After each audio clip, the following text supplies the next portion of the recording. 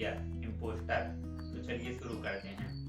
महाराज कृष्णदेव राय जहाँ कहीं भी यात्रा पर जाते थे, वे तेनालीराम को अपने साथ अवश्य ले जाते थे, हमेशा ले जाते थे, क्योंकि वे तेनालीराम के साथ स्वयं को सुरक्षित महसूस करते थे, क्योंकि तेनालीराम बहुत बुद्धिमान थे।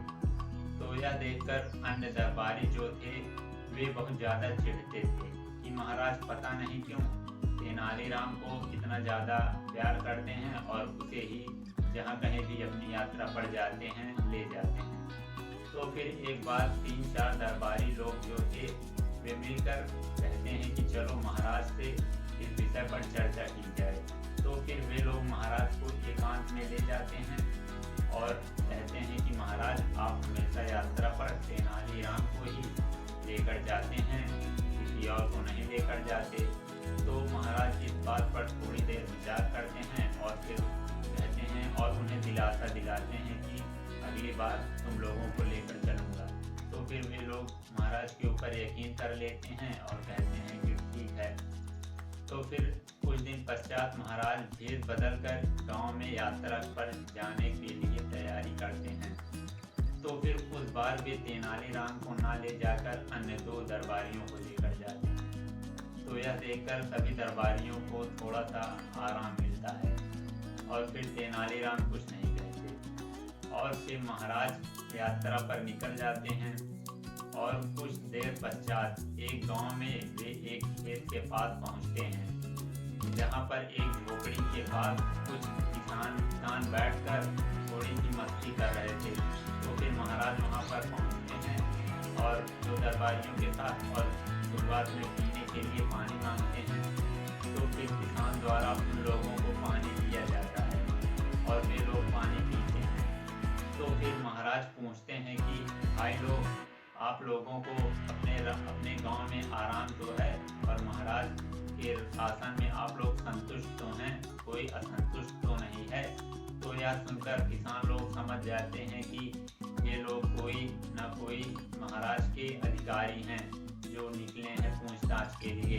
तो वे लोग कहते हैं कि जी हाँ, यहाँ पर सब कुशल मंगल है, महाराज की कृपा से हम लोग दिन भर खूब मेहनत कर कर कमाते हैं और रात को चैन की नींद सोते हैं और सभी लोग को पेट भर कर खाना भी हो जाता है। और महाराज कृष्णदेव राय अपनी प्रजा को संतान की भांति प्यार करते हैं। तो फिर यह सुनकर महाराज थोड़ा सा खुशी होते हैं और फिर उनसे प्रश्न पूछते हैं कि अच्छा, आपके महाराज कैसे हैं, आप बता सकते हैं। तो फिर उनमें से एक किसान उठकर जाता है और गन्ने के खेत से एक मोटा ताजा गन्ना उखाड़ कर ले आता है और बोलता है कि हमारे महाराज कृष्णदेव राय ठीक इसी गन्ने के तरह हैं। तो यह बात सुनकर महाराज थोड़ा सा सकपका जाते हैं, चौंक जाते हैं और उसके कहने का मतलब नहीं समझ पाते। तो फिर वे अपने साथी दरबारियों से पूछते हैं।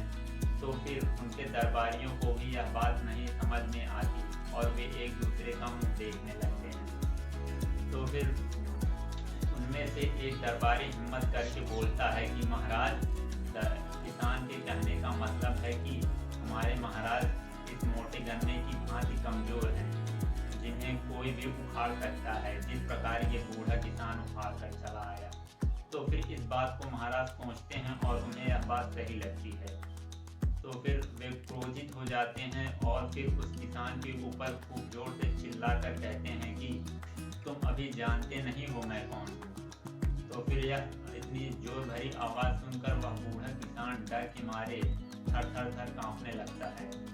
तब इतने में एक झोपड़ी के पास बैठा हुआ किसान उठ खड़ा होता है और बोलता है कि महाराज, हम सभी लोग भली भांति जान गए हैं कि आप कौन हैं, लेकिन हमें तो दुख इस बात का है कि आपके साथी ही नहीं जानते आप कौन हैं।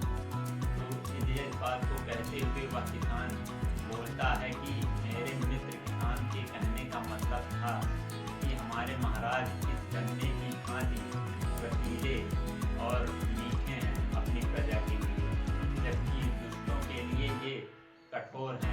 और उस गन्ने का प्रहार एक कुत्ते पर करते हुए तेनालीराम ने कहा। वैसे तेनालीराम को कुत्ते पर प्रहार नहीं करना चाहिए था।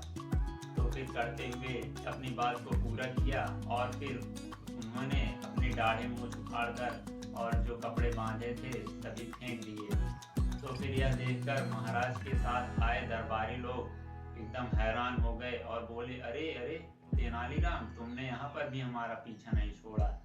तो फिर तेनालीराम ने कहा कि कैसे छोड़ता भाई, अगर मैं आज यहाँ पर नहीं होता तो तुम इन बेचारे किसानों को मौत के घाट उतरवा देते और महाराज के हृदय में जो क्रोध का ज्वर उत्पन्न करते सो अलग।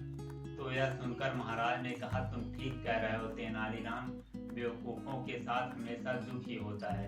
यह बात सही है, बेवकूफों के साथ हमेशा दुख ही होता है। तो फिर महाराज कहते हैं कि आज से मैं केवल तुम्हारे साथ ही जाऊंगा तेनालीराम, चाहे जहां पर भी जाऊं, और किसी के साथ भी नहीं।